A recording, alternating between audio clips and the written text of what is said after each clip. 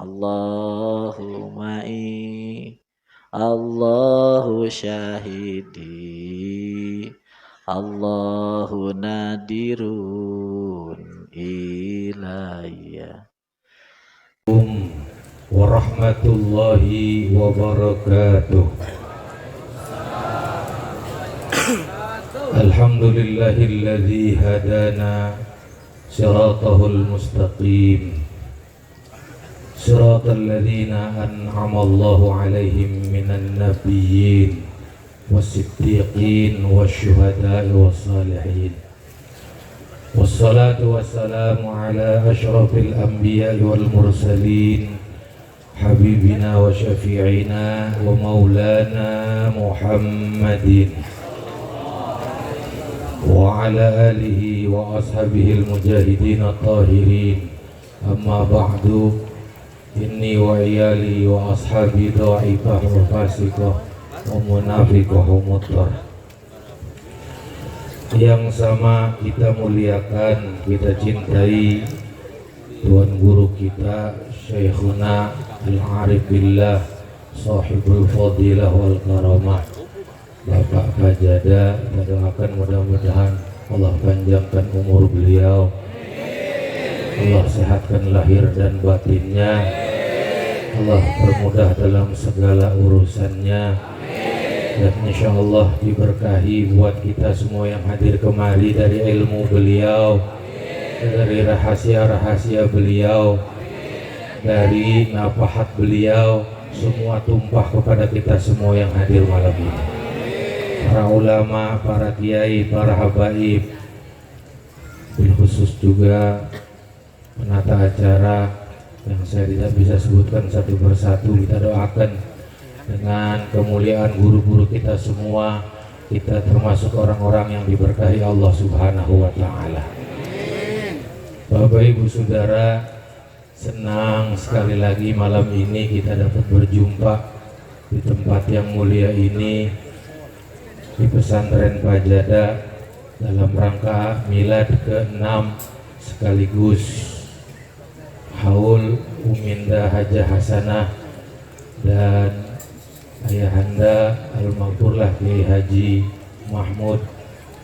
Insyaallah beliau mudah-mudahan di alam kuburnya yang sudah luas ditambah keluasannya oleh Allah, yang sudah terang tambah terangnya, derajatnya yang sudah tinggi makin ditinggikan derajatnya oleh Allah Subhanahu wa Ta'ala. Bapak Ibu Saudara kaum muslimin rahimakumullah, waktu katanya jangan lebih 10 menit, ini udah 3 menit setengah. Saya senang sekali bisa berjumpa dengan Tuan Guru dengan izin Allah, dan ini juga mudah-mudahan ada pada diri kita semua yang hadir. Karena ciri orang, kata Imam Ibnu Athaillah As-Sakandari, yang pengen dikenalin sama Allah, biar kenal sama Allah, cirinya orang itu diperkenalkan oleh Allah kepada orang yang sudah kenal dengan Allah. Insya Allah guru kita Arif Billah orang yang kenal dengan Allah, sehingga kita semua yang bisa berjumpa dengan beliau, apalagi mau mengikuti arahan beliau dan bimbingan beliau, insya Allah kita semua yang hadir ini menjadi orang yang kenal dengan Allah Subhanahu wa Ta'ala. Karena memang itulah tujuan kita diciptakan oleh Allah, yang sampai sekarang saya tidak akan pernah lupa. Kita rata-rata mungkin sudah belajar di banyak majelis taklim, di pesantren-pesantren, bahkan di perguruan-perguruan tinggi. Ada hadis qudsi yang ada disampaikan hanya pada pertemuan para ahli hakikat, para aulia, para ahli ma'rifat. Apa itu? Kata Allah, kuntu kanzan makhfiyan fa'aradtu an u'rab fabi fakhalaqtul khalqa fabi arrafuni. Allah mengatakan, aku ini gudang yang tersembunyi, kesempurnaan yang luar biasa, maka aku pengen dikenal. Oleh karena itu aku ciptakan seluruh makhluk agar mereka semua mengenal aku. Jadi ada sebahagian mungkin ulama atau orang umum jangan belajar ma'rifat tasawuf ketinggian. Dulu saya juga berpikir begitu sebelum ketemu Tuan Guru. Ternyata ilmu ma'rifat itu tidak seserem yang dibicarakan orang yang belum diketemukan dengan orang-orang yang sudah arif billah. Insya Allah mudah-mudahan kita semua kebagian ilmu ma'rifat dari Allah Subhanahu wa ta'ala. Sebab pada ujungnya nanti diringkas oleh Syekhina warrabi'atu alla yara fil wujudi illa wahidan, agar hati kita ini terang.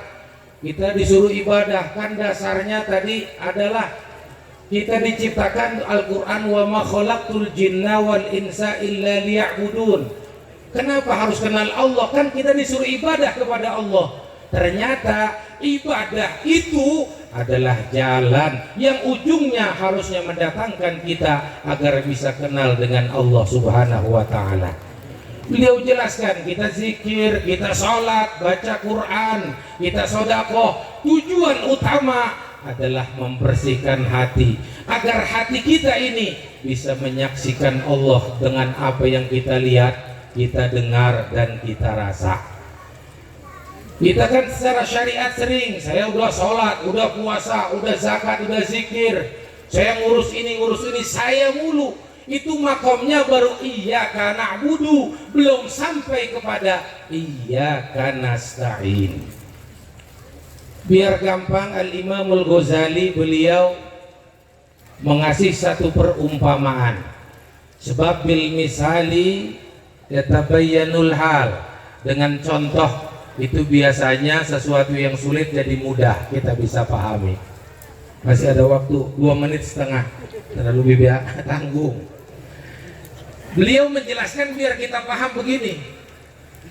Satu contoh, satu pekerjaan itu juga tapi dikerjakan oleh 2 orang. Ini bisa. Apa contohnya?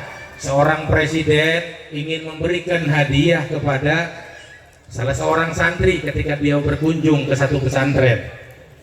Santri maju ditanya tentang beberapa hal, bisa jawab, dikasih hadiah sepeda sama presiden. Contohnya, kan memang demen banget presiden kita ngasih sepeda sekarang ya.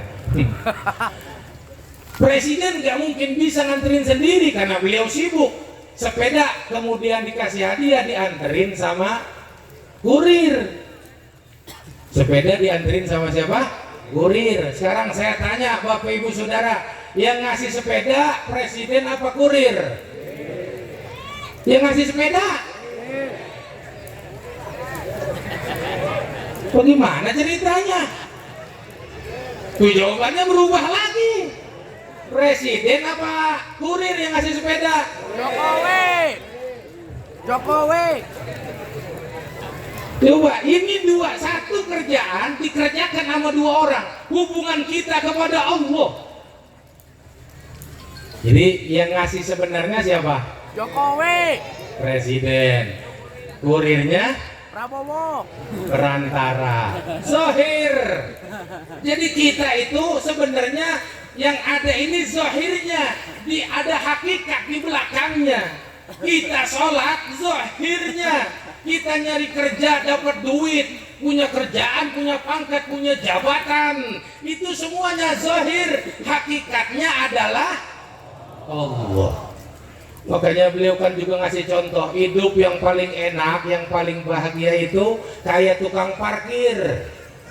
Lihat tukang parkir, mobilnya banyak, mahal-mahal, motornya banyak, mahal-mahal, nggak pernah sombong. Yang kedua, entar sore motor habis, mobil habis, nggak pernah sedih. Iya apa iya? Kita boleh nyengir tapi sambil mikir.